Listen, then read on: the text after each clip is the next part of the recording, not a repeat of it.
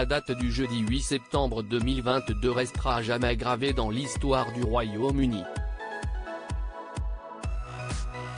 Ce jour-là, le règne record de la reine Elisabeth II a pris fin. En effet, la souveraine britannique est morte à l'âge de 96 ans au sein de sa résidence secondaire de Balmoral en Écosse. La monarque s'est éteinte paisiblement entourée de sa famille, qui s'était réunie à son chevet un peu plus tôt dans la journée. Pour rappel, Elisabeth II avait hérité du trône britannique en 1952, lors de la mort de son père, le roi George VI. À l'époque, la jeune reine était âgée de seulement 25 ans.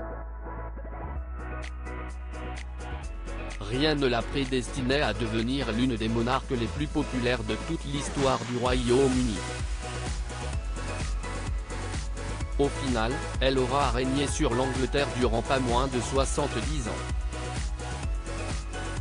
Pour l'anecdote, Elisabeth II avait célébré son jubilé de platine en 2022, seulement quelques mois avant sa mort. Si elle fut donc la souveraine britannique au règne le plus long de toute l'histoire de l'Angleterre, son fils aîné Charles a lui aussi battu un record. Destiné à succéder à sa mère sur le trône depuis qu'il est venu au monde, le prince Charles fut couronné roi à l'âge de 73 ans, faisant ainsi de lui le plus vieux monarque à accéder au trône. Désormais, il régnera sur le Royaume-Uni sous le nom de Charles III.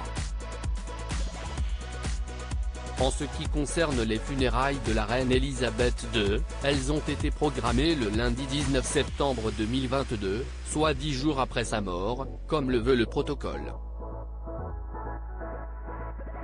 Avant de célébrer ses obsèques, son cercueil fut rapatrié à Londres, dans le but d'être exposé quelques jours au sein de Westminster Hall.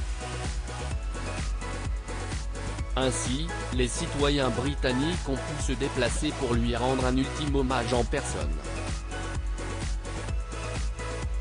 Obsèques d'Elisabeth II, une cérémonie suivie par des milliards de téléspectateurs à l'occasion des funérailles de la reine Elisabeth II, de nombreux chefs d'État étrangers ont fait le déplacement à Londres. Parmi ces derniers, on peut notamment citer le président de la République, Emmanuel Macron, accompagné de la première dame Brigitte Macron, mais aussi le président des États-Unis, Joe Biden, venu en compagnie de sa femme Jill Biden.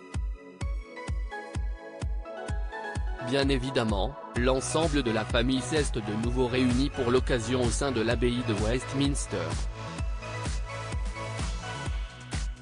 Parmi les membres les plus notables, les téléspectateurs du monde entier ont pu apercevoir le roi Charles III, la reine consort Camilla Parker Bowles, le prince William, Kate Middleton, le prince Harry, Meghan Markle, le prince Louis, la princesse Charlotte, le prince George, James Mountbatten-Windsor, les princesses Béatrice et Eugénie d'York, la duchesse d'York Sarah Ferguson, la princesse Anne, le prince Andrew, le prince Edward etc. Enfin, plusieurs personnalités politiques britanniques ont aussi fait le déplacement. Ce fut le cas de la nouvelle première ministre Liz Truss, et de ses différents prédécesseurs à ce poste, Boris Johnson et Tony Blair. À l'issue de cet événement, le corps de la reine Elisabeth II reposera en paix aux côtés de celui de son défunt mari, le prince Philippe.